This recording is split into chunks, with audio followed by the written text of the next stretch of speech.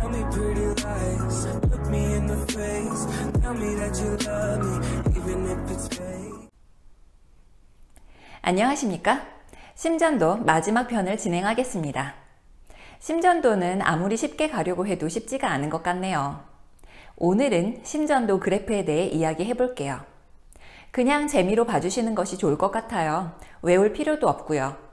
사실 실전에서 EKG 검사지에 표시되는 그래프는 아무리 봐도 무슨 문제가 있는지 알기 어렵더라고요.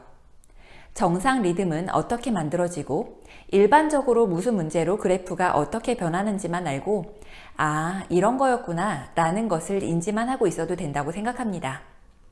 그리고 어차피 EKG 검사를 하면 이렇게 결과가 뜹니다. 기계가 알려주는 정보를 바탕으로 정확한 판독은 전문의가 하겠죠. 자, 그럼 그래프가 만들어지는 기본부터 보고 가볼게요. 우리가 알고 있는 일반적인 EKG 그래프는 이렇게 생겼어요. 그리고 EKG 결과지를 보면 앞에 이렇게 네모난 기둥 같은 것이 있는데요. 세로의 눈금은 전위의 크기를 의미하고 가로 눈금의 크기는 속도를 의미합니다. 이 기둥의 기본적인 높이 기준은 1cm이고 가로의 너비는 1초당 25mm의 그래프가 나오는 것인데요. 머리 아프게 높이며 속도 이런 거 다 알 필요 없고요. 이런 기둥을 만들어 놓은 것은요. 어떤 사람은 그래프의 높이가 너무 높고 어떤 사람은 너무 낮아서 그래프를 보기 어려울 때가 있거든요. 그 기준을 정해놓고 이 기둥이 높으면 아, 그래프가 너무 낮아서 잘 안 보이니까 기준을 높게 만들어서 잘 보이게 하려고 한 거구나. 이 기둥이 낮으면 그래프가 너무 높아서 기준을 낮췄구나 라고 생각하시면 되는 거예요.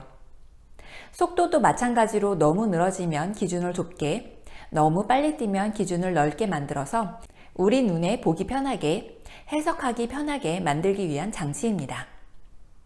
근데 거의 그러는 경우는 못 본 것 같으니 참고만 하시면 됩니다. 그리고 가장 중요한 PQRST를 보죠. 여기에서 인터벌이라는 단어가 있고 세그멘트가 있고요. 컴플렉스라는 것이 있죠.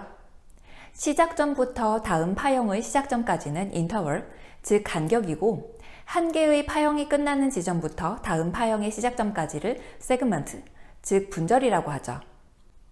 QRS 파형은 0.08초에서 0.1초 사이에 일어나는 것이라서 그 간격이 너무 찰나의 순간이기 때문에 QRS 컴플렉스로 부르는데요.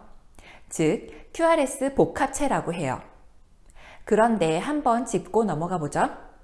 이 부분이 이상하다는 것을 느끼시나요? 왜 이곳은 Q가 시작되는 지점인데 PR 분절이라고 하는 것인지, 좀 전에 QRS 파형은 너무 찰나의 순간에 일어나는 것이기 때문에 QRS 복합체라고 부른다고 했죠. 워낙 순간에 일어나는 복합체이기 때문에 이 부분은 PR 분절이라고 부르기도 하고 PQ 분절이라고 부르기도 한다는 것입니다. PR 간격 역시 PQ 간격이라고 부를 수 있습니다. 다만 일반적으로 통일해서 부르는 것이 편한 방법으로 약속한 것이 지금 보이는 분절과 간격이니까 그냥 그렇구나 라고 생각하시고 이것도 외울 필요는 없어요. PQRST 그래프는 이렇게 생긴 거구나 라고만 알고 계시면 되죠. 그러면 이 PQRST라고 말하는 그래프가 심장이 어떤 상황일 때 이런 파형이 나오는지 궁금하죠? 지금 보시는 그림처럼 동방결절, 심방근육, 방실결절, 히스속 가지, 푸르키니의 섬유, 심실근육으로 전달되는 과정으로 PQRST 파형이 생기는 것인데요. 이것을 차례대로 한번 보자면요. 우선 SA 노드, 즉 동방결절이라는 곳에서 신호를 보내면 심방으로 전기 신호가 전달되는데 그때 P 파형이 생기기 시작하죠. 그 후에 AV 노드라고 하는 방실결절에서 신호를 받아서 SA 노드와 함께 신실로 신호를 전달하기 위한 준비를 하는데 그때 P파가 완성이 됩니다. 이때 심장은 전신에서 들어오는 혈액을 심방으로 받고 심실로 보내는데 혈액을 내보내기 위해 심실벽이 두꺼워지게 되는 거고요. 이 모든 것이 연속선상에 있어서 아주 찰나에 생기는 흐름이니까 딱 그 자리에서 정확하게 각각의 파형이 생긴다기보다 이러한 흐름이라고 미리 설명드리고 갈게요. 다시 한번 말씀드리지만 보기 편하시라고 흐름을 보여드린다는 것 명심해 주세요. 계속 진행해 볼게요. 동방결절에서 받은 신호를 방실결절이 신호를 심실로 전달하기 위해 히스 속을 거치는 과정이 진행됩니다. 이것이 피파형에서 Q로 진행되는 과정이죠. 히스 속으로부터 전달받은 신호를 히스 속 가지가 심실 아래쪽으로 전달할 때 Q파에서 R로 진행하게 되고, 이것을 프루키니의 섬유가 받아서 RS가 완성이 되죠. 이때 심실에서는 혈액을 내보낸 상태가 되겠죠? 그리고 나서 심실벽은 얇아지면서 혈액을 채우기 위한 준비를 합니다. 그러면 재분극을 하면서 T파가 형성이 되는 것이죠. 그리고 다시 동방결절에서 처음과 같은 상태로 다시 심장에서 전기 신호를 보낼 준비를 합니다. 자, 방금 말씀드린 것을 이해하셨다면 심전도의 그래프는 다 알게 되신 거예요. 동방결절에서 발생시키는 피파의 횟수는 60에서 100회가 정상 범위이고, 우리가 알고 있는 펄스, 즉 맥박이죠. 맥박의 범위는 60에서 100회 사이를 정상이라고 말하고, 피파의 파율이 60보다 적으면 서맥, 100보다 많으면 빈맥, 규칙적이지 못하고 횟수의 변동폭이 10% 이상을 윗돌 때 부정맥이라고 하죠. 자, 그러면 이제 질병과 연결시켜 볼까요? SA 노드에서의 문제가 발생하면 피파가 이상해 보이겠죠?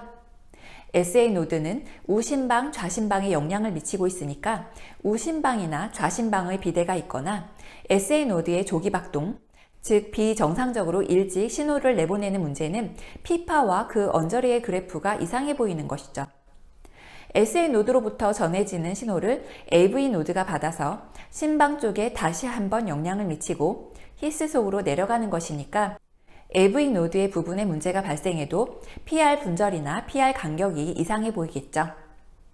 QRS파의 경우는 히스 속에 오른쪽과 왼쪽 다발 가지에 문제가 생겼거나 좌측이나 우심실의 비대가 있는 경우 심장 중격 부분이 눌리고 있을 테니 QRS파가 감소하거나 증가하거나 하는 그래프를 보일 거예요.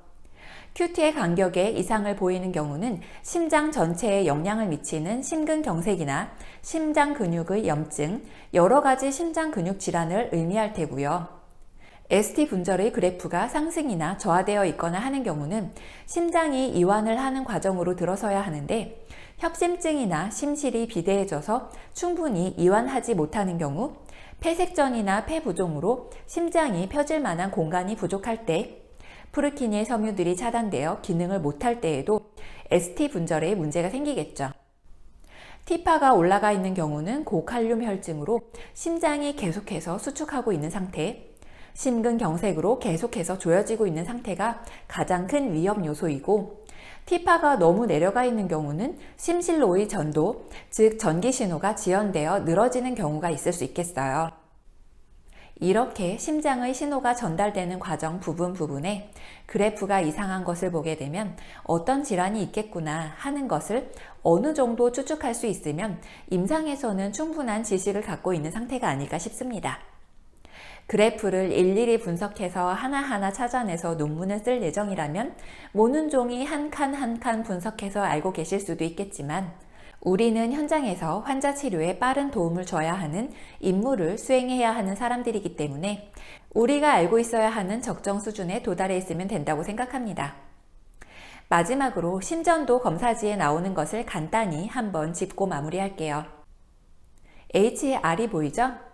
당연히 허트레이트는 심박수이고 RR 간격은 심박수와 같겠죠. PR 간격, QRS 컴플렉스, QT 간격은 앞에서 설명드렸고요. QTC가 보이죠? 이것은 좀 심전도 기계상의 문제? 심전도의 속도와 높이를 측정하는 계산의 문제라고 할 수 있겠는데요. 빈맥의 경우 심전도상 QT 간격이 줄어들어 보이게 되고, 맥박이 느린 서맥의 경우 QT 간격이 늘어나 보이게 된다고 합니다. 그래서 맥박수에 따라 QT 간격을 조정을 해야 하는 과정이 발생하는데요. 그것을 복잡한 계산식으로 보정한 값이 Corrected QT Interval, 즉 QTC인 것이죠. 370에서 440 사이가 정상이라고 하는데 굳이 외울 필요까지는 없을 것 같고요. 엑시스는 심장의 축을 말하는데요. 1편에서 EKG의 심장의 전반적인 전기 활동의 주요 방향은 좌하방이라고 말씀드렸었죠. 이미 리드2는 좌하방을 향하고 있습니다. 그러면 축의 변화를 일으킬 수 있는 가장 가깝고 중요한 역할을 하는 것이 리드 1과 AVF이겠죠. 만약에 고혈압이나 좌심실에 문제가 생겨서 좌심실이 커진 경우, 즉 좌심실 비대라고 하죠. 이런 경우는 정기적인 자극이 커져서 왼쪽으로 치우쳐져 좌측 편의가 발생할 것이고, 우심실 비대가 있다면 오른쪽으로 축이 이동할 거예요.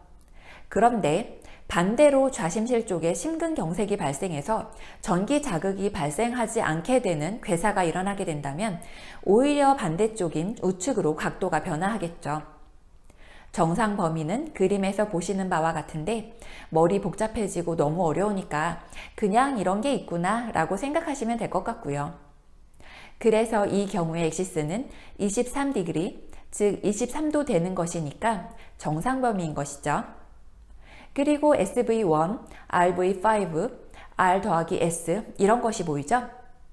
SV1은 V1의 S파의 전압, RV5는 알파의 V5의 전압, R 더하기 S는 알파와 S파의 전압을 더한 수치를 이야기합니다. 이것도 그런 것이 있구나 하고 생각하시면 돼요. 자, 이렇게 심전도에 대해 이야기해 보았는데요. 심전도 결과는 워낙 다양하게 나타나기 때문에 그 모든 것을 다 기억하기는 어렵습니다. 심전도 1편에서 3편까지 이야기 드린 것들 중에 이 그래프에서 여기가 이상하면 어디쯤에 그래프가 문제가 있겠구나 라고 생각만 하셔도 매우 많이 알고 있는 상태가 아닐까 하는 생각이 듭니다. 검사 기계의 뽁뽁이와 집게는 어떻게 부착하는지, 11리드의 의미와 검사 결과지에 표기되는 것들이 무엇을 뜻하는지 등등 모두 이야기해 보았네요. 여기까지 너무나도 어려워도 너무 어려운 EKG였습니다. 그럼 이만 들어가 보겠습니다. 아렌지아TV 오늘 하루 동무사히